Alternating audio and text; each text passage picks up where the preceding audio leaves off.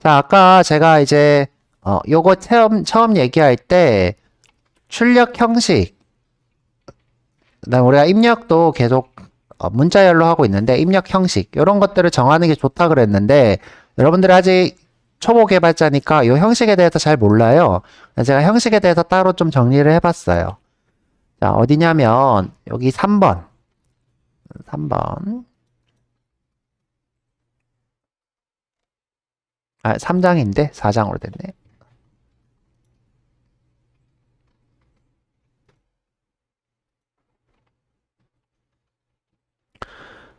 자, 제가 아까 얘기한 것처럼 이 LMM 같은 경우에는 자연어, 우리가 쓰고 있는 그냥 일반어, 자, 자연어보다는 뭔가 구조화된 형식을 맞추는 것을 훨씬 더 잘합니다. 훨씬 더 잘해요. 자, 그래서 요 형식들에 대해서 좀 배워볼 거예요. 형식. 자, 쭉 내려보면 일단 비교를 하면 자, 자연어는 그냥 우리가 말하는 거니까 자유도가 높죠. 자유도가 높기 때문에 결과가 별로인 거예요. 또는 여러분들이 입력한 자연어가 해석되기 힘들겠죠. 왜? 자유도가 높으니까. 자유도가 높다는 거는 해석될 방향이 많은 거죠. 많은 거예요. 예를 들어서 내가 이렇게 얘기했어요. 과일인데 사과 이렇게 얘기했어요. 또는 내가 자, 요거는 이제 형식이 있는 거죠. 근데 내가 사과하다 이렇게 했어요. 자, 요거는 자연어예요. 자, 이때 사과는 과일일까요? 우리가 말하는 사과일까요? 정확하지 않죠, 그쵸? 정확하지 않아요. 물론 여기서 하다가 동사가 왔기 때문에 사과하는 게 됐겠죠. 자, 그런데 자유도가 높은 거죠. 근데 내가 여기다가 오른쪽을 뭐라고 했어요? 과일, 사과 이렇게 썼어요. 그러면 형식이 있기 때문에 뭔가 인식하기도 좋고 그 다음에 출력하기도 좋고 완벽한 형식이 되는 거죠. 그래서 우리가 어떤 것을 구조화하는 것이 좋은 겁니다. 자, 그래서 여러 가지 형식들이 이렇게 있어요. 대표적으로 아까 제가 여기 띄워봤던 요 문서. 자, 요 문서. 자, 요걸 우리가 MD 파일, 마크다운이라고 불러요. 마크다운. 자, 간단하게 보여드리면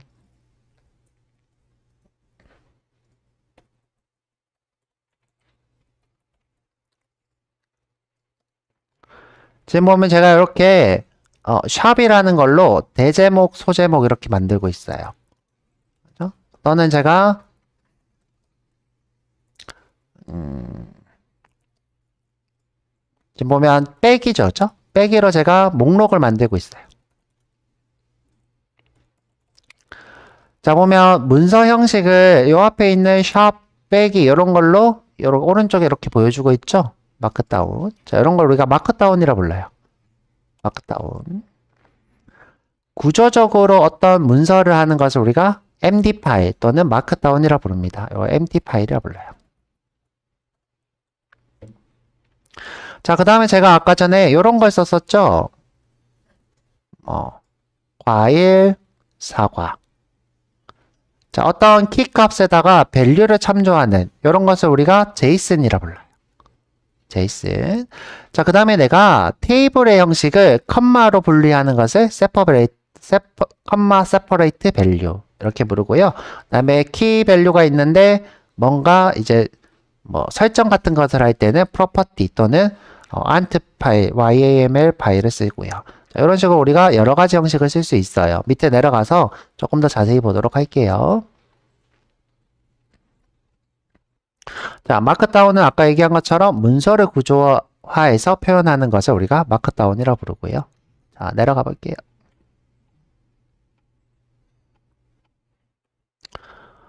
자, 우리가 작성하는 문서를 텍스트 형식으로 표현하는 거예요. 이때 샵은 제목, 빼기는 목록, 또는 이런 거는 코드. 자, 이런 식으로 우리가 분리해서 작업을 하는 거죠. 자, 이런 문서는 여러분들 어디서 볼 수 있냐? 노션 또는 블로그 이런 데서 우리가 이 마크다운이 적용되는 것을 보실 수 있어요. 자, 마크다운은 굉장히 구조화되어 있다고 보기는 힘들고요. 중간 단계라고 보시면 돼요.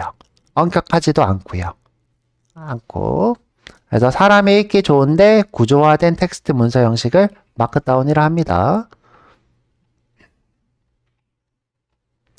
자, 지금 보면 제가 시간 관리를 문서화해줘 라고 했어요. 그랬더니 제목으로 시간 관리 방법, 그죠? 그 다음에 소제목으로 우선순위 설정, 그 다음에 소제목 두 번으로 시간 블록 사용. 보면 여기에 목록이 이렇게 있죠? 목록, 여기도 목록. 자, 이런 식으로 우리가 뭔가 형식을 만들어서 대답을 해준다는 거예요. 그래서 여러분들이 항상 답을 원할 때는 마크다운 형식으로 달라고 하는 것이 훨씬 더 좋은 문서 형식을 만들어 주더라. 자, 넘어가 보죠. 자, 컴마 세퍼레이트 밸류예요. 이거 되게 중요한데 자, 일단 결과부터 보고 하죠. 그렇죠? 자, 지금 보면 요게 지금 컴마 세퍼레이트 밸류예요. 컴마 세퍼레이트 밸류에서 제일 중요한 게 뭐냐? 컴마랑 라인 개행이에요. 자, 이렇게 라인 개행. 자, 그러면 이걸 어떻게 해석할 수 있냐면 테이블로 이렇게 해석할 수 있대요. 자, 이렇게 테이블로. 자, 보면 이 라인 개행은 여기 보면 한 줄이에요. 한 줄. 여기다가 ID, name, score가 되겠죠. 그 다음에 여기 지금 라인 개행이 있으니까 이 다음 줄이 되겠죠? 이 다음 줄이 되니까 1, 민수 85, 2, 지연 92, 3, 현우 78. 이렇게 분석할 수 있대요. 자, 그럼 이건 뭐라고 할 수 있죠? 우리가 테이블이라 불러요. 테이블. 우리가 개발자니까 이거를 이제 테이블이라 하면 되고요. 여러분들 개발하기 전에는 이거를 엑셀 이렇게 불렀죠. 엑셀 파일. 엑셀 파일은 테이블을 다루는 어플이에요. 마이크로소프트에서 만든 어플. 자, 이건 어플이고요. 문서 형식은 뭐다? 테이블. 그래서 우리가 컴마 세퍼레이트 밸류로 이렇게 테이블을 만드실 수 있어요. 자, 위에 보면 여기 컴마 세퍼레이트 밸류에 대한 내용이 있고요. 자, 컴마로 구분했다 해서 컴마 세퍼레이트 밸류예요. 데이터를 쉼표랑 라인 개행으로 표현한 아주 단순한 형태의 표예요. 그래서 여러분들이 엑셀에서 CSV 파일로 바로 내보내기 하실 수도 있고요. 그래서 2차원 테이블 형태의 데이터입니다. 자, 우리가 데이터베이스도 배워볼 건데 이 데이터베이스도 대부분 이 컴마 세퍼레이트 밸류인 테이블로 저장되어 있고요. 대부분이. 자, 그래서 관계형 데이터베이스도 한번 배워볼 거고요. 자, 쭉 내려볼게요. 자, 그 다음에 요거 제이슨입니다. 제이슨은 이렇게 생긴 거 여러분들 보신 적 있을 거예요. 이렇게 생긴 거 또는 이렇게 생긴 거. 그죠? 자, 이때 요거를 우리가 뭐라고 할 수 있냐면 어레이. 어레이는 뭘까요? 배열이죠. 그죠? 배열. 그럼 이 친구는 0번째, 이 친구는 첫 번째 데이터 이렇게 됩니다. 자, 그 다음에 요거는 키 타이틀이 노트북인 거. 키 가격이 12,000원인 거. 그죠? 자, 이런 식으로 우리가 키밸류, 키밸류, 키밸류, 키밸류로 데이터로 되어 있는 것을 우리가 뭐라고 하냐면 제이슨이라 불러요. 자, 제이슨의 유래는 우리가 자바스크립트 배우면서 할 건데 자바스크립트에서 객체를 이런 식으로 표현하는 명세서를 만들었어요. 이 명세서가 너무 좋은 거야. 너무 좋아서 야, 이거 명세서 괜찮은데 해서 자바스크립트에서 쓰는 오브젝트 노테이션을 문자열로 통신에 쓰자 하고 나오게 된 게 제이슨이에요. 이 제이슨. 그래서 지금 모든 통신에서는 이 제이슨 형식의 데이터를 주고받고 있습니다. 자, 이 제이슨의 가장 큰 장점이 뭐냐면 자, 요거 지금 뭘로 변환이 될 수 있을까요? 숫자로 변환될 수 있죠? 자, 요거 뭘로 변환될 수 있을까요? 논리형. 요건 뭘까요? 그죠? 문자야. 자, 이런 식으로 여러 가지 데이터 타입을 표현하실 수 있어요. 보통 언어에서 쓰는 공통된 형식, 요 세 가지, 자, 이런 것들을 표현할 수 있고요. 자, 그래서, 제이슨의 가장 큰 장점은 데이터 타입을 정의하실 수 있다. 자, 이렇게 될 것 같습니다. 자, 그래서 쭉 보면, 자, 키 값으로 되어 있어요. 근데 우리 자바에서 키 값으로 된 데이터 타입 본 적 있어요? 뭐가 있어요? 그죠? 맵. 자, 맵이 요 제이슨이랑 유사한 데이터 타입이라고 보면 되겠죠? 자, 유사 데이터 타입. 그래서 우리가 객체와 배열을 계층 구조로 표현하고 있습니다. 자, 객체는 중괄호, 배열은 대괄호 이렇게 되어 있고요. 그래서 우리가 이렇게 쓰게 되면 타입을 정의하실 수 있어요. 타입. 자, 그래서 지금 거의 모든 통신에서 이 JSON을 쓰고 있고요. 모든 통신에서. 자, 넘어가죠. 그러면 요거는 객체를 뜻하는 거죠. 그 다음에 요거는 배열을 뜻하는 거고요. 자바에서는 이게 맵이었겠죠. 맵. 또는 이제 DTO라고 생각하셔도 되고요. 우리가 DTO의 타이틀은 무엇? 그죠? DTO의 price는 0 이렇게 해도 똑같은 형식이라고 보셔도 되고요. 자, 그래서 이렇게 한번 해봤고요. 자, 요거 되게 중요한데 이 LMM 대부분의 LMM은 JSON의 데이터를 많이 학습하고 있어요. 학습 자체를 JSON을 많이 했습니다. 자, 그 다음에 이 JSON이라는 형식이 굉장히 형식적이죠. 깔끔하고. 그래서 여러분들이 어떤 데이터를 LMM한테 학습시키거나 또는 내가 컨텍스트로 준다거나 또는 그 결과물을 출력해달라고 했을 때 굉장히 좋게 나와요. 그래서 여러분이 결과물 내실 때 JSON 많이 쓰시는 걸 추천해드려요. 이렇게 지금 보면 우리가 학생 정보를 만들어줘 이렇게 하는 것보다는 이렇게 JSON 형식을 주고 이렇게 만들어줘 하면 더 좋은 결과를 낸다는 거죠. 그래서 작업이 명확해지고 조건이 빠지지 않고 모델이 추측할 여지를 줄인다. 그러니까 내가 쓸데없는 내용을 만들지 않는다는 거죠. 쓸데없는 내용을 만들지 않으면 비용이 줄어들겠죠. 그 다음에 정확도도 올라가고. 자, 여러 가지 이유. 자동화 시스템을 만들 수도 있겠죠. 우리가 이런 것들을 문서로 내서 작업을 하는 자동화 프로그램도 만들 수 있더라. 자, 그 다음에 XML이라는 형식이 있어요. 자, 이 친구는 굉장히 오래된, 그러니까 문서 형식에 의해서는 거의 이제 조상급이라고 보시면 돼요. 공룡이라고 생각, 공룡. 공룡. 자, 조상이나 공룡. 그래서 어떤 형식을 만들 때 가장 중요하게 말하는 게 이 XML이고요.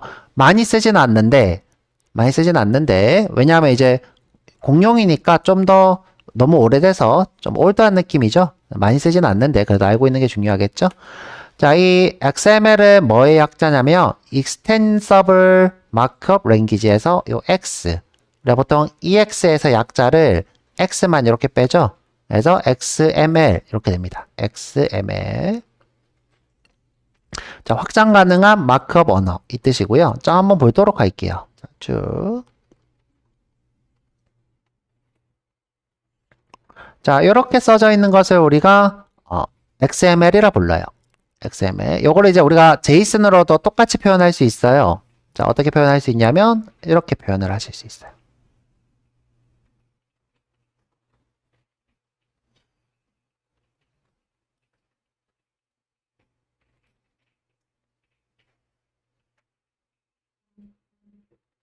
그 다음에 디파트먼트 DP라고 말할게요.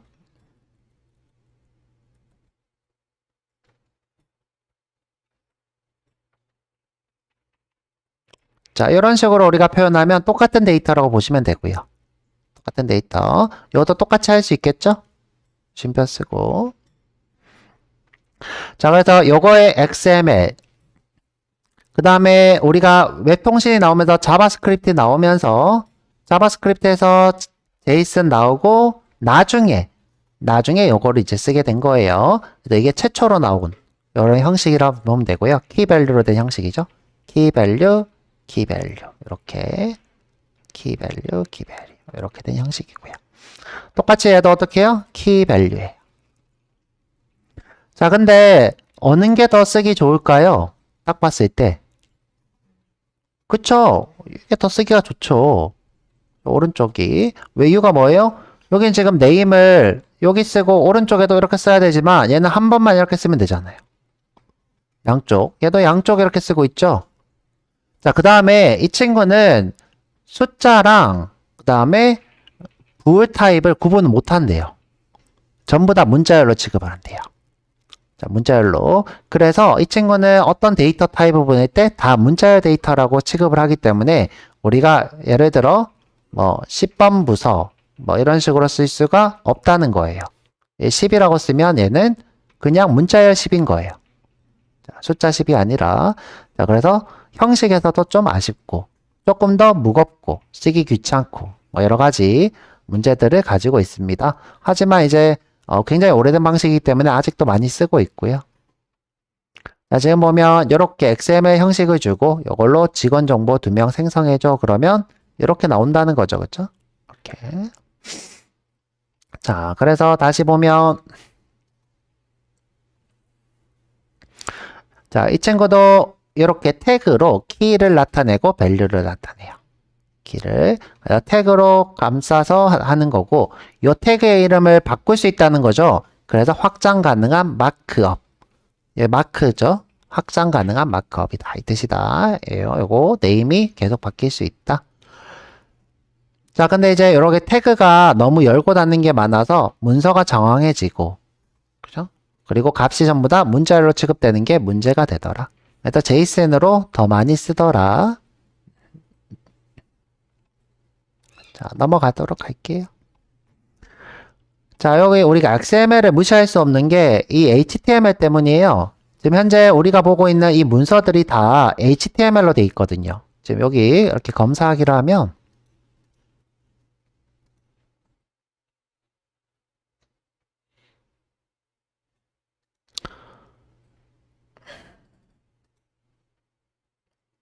지금 제가 보고 있는 이 문서가 다 이렇게 HTML로 돼 있어요. HTML. 근데 요거 지금 뭐랑 똑같이 생겼어요? 이렇게 볼게요. 그쵸, XML. XML로 XML을 만든 거예요. 자, XML에서 여기 약속되어 있는 태그를 정해서 통신에서 사용하고 있는 게 HTML이 되겠습니다. 근데 이제 XML의 장점이 있어요. 어떤 장점이 있냐면 이렇게 속성이라고 하는 데이터를 추가하기가 좀 편해요. 이 밸류보다 이 밸류의 중간에 이 속성을 추가하는 데는 요 태그, 그러니까 XML 형식이 훨씬 더 좋더라. 지금 보면 이렇게 이걸 속성이라 부를 수 있어요. 자, 그래서 자, XML인데 정해진 형식이 있는 것을 우리가 HTML이라 하고 이때 HTML의 약자는 하이퍼텍스트 마크업 랭귀지. 이 마크업 랭귀지는 똑같은데 하이퍼텍스트예요. 이때 하이퍼텍스트의 의미는 뭐냐면 제가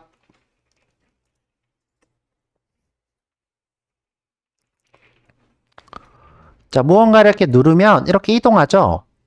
자, 이렇게 누르면 이동하죠. 자, 이때 이 링크가 건너편 아주 멀리 있는 다른 서버에 있는 데이터로 연결돼 있죠. 그래서 건너편의 텍스트, 초월한 텍스트 이런 뜻의 하이퍼텍스트를 의미해요. 자, 그래서 우리가 이 문서 자체가 서로 링크로 연결되어 있는 하이퍼텍스트로 되어 있다라는 의미로 HTML이 됩니다. 우리가 HTML 수업 때 또 배워볼 거니까 너무 걱정하지 마시고요. 자, 그래서 자, 이렇게 HTML 형식으로 만들어 줄 수도 있겠죠. 자, 그 다음에 시간이 많이 됐는데 이것만 좀 하고 갈게요. 자, 내가 어떤 설정 파일을 만들고 싶다. 그러면 이제 단순히 키가 아니라 키가 이렇게 중첩되어 있는 거죠. 서버에 있는 포트를 이걸로 하겠다. 자, 스프링이라는 것에 설정을 할 건데 데이터 소스에 URL을 하겠다. 그럼 이게 값이 되고요. 자, 이렇게 키가 중첩되어 있는 현상을 나타내는 것을 우리가 프로퍼티라 불러요. 보통 이런 프로퍼티를 언제 쓰냐면 설정 파일. 어떤 걸 설정할 때 보통 이런 프로퍼티 파일을 씁니다. 자, 근데 이렇게 키가 두 개가 여기까지 지금 같죠? 같은데 두 개 다 쓰고 있죠? 이게 좀 불편해. 자, 이 불편해서 나오게 된 게 YAML 파일. 자, 보면 자, 서비스의 앱 이미지까지 요 세 개는 다 똑같아.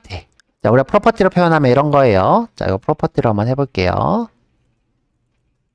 자, 서비스의 앱의 이미지는 my 이미지. 죄송해요. 마이 이미지 아니라 마이 앱이네요. 지금 현재 요거를 프로퍼티로 변환한 거예요. 자, 근데 이제 요 친구 쓸 때가 문제야. 이 친구 쓸 때. 자, 보세요. 어떻게? 서비스에, 얘는 또 뭐예요? 앱에. 자, 여기는 포트죠. 볼트. 요거를 8080. 자, 지금 현재 요거 좀 잘못 썼는데, 이렇게 쓸게요.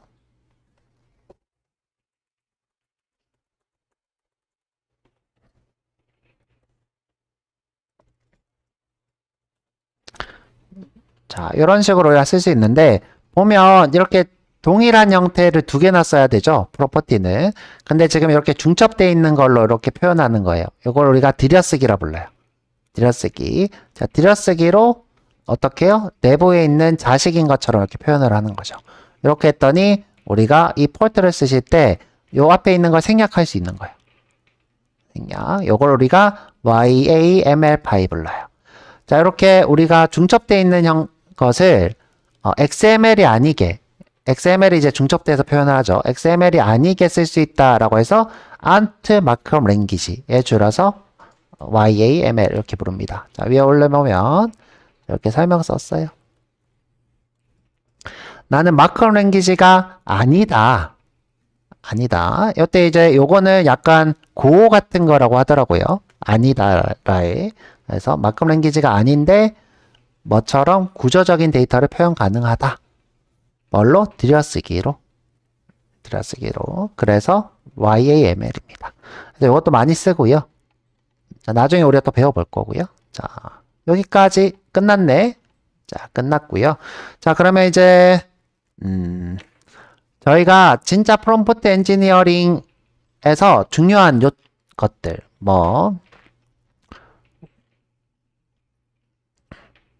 페르소나는 배우긴 했는데 제로샷 프롬프팅 또는 이제 원샷 프롬프팅, 퓨샷 프롬프팅 이런 것들을 배워야 되는데 시간이